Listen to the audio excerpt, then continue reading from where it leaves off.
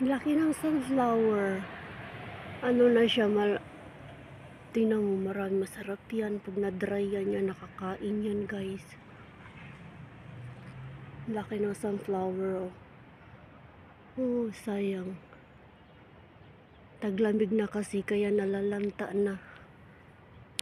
Oh, sayang yung mga bulaklak.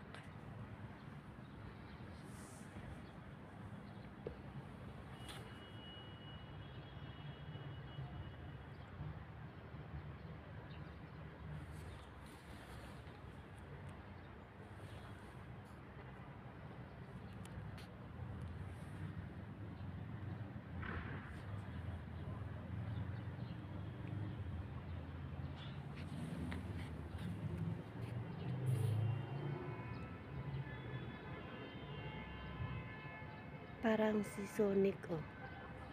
Natatanggal na kasi itong yellow, guys. Itong yellow. Pag natanggal na siya, ayan na. Ayan, nakakain yan, di ba?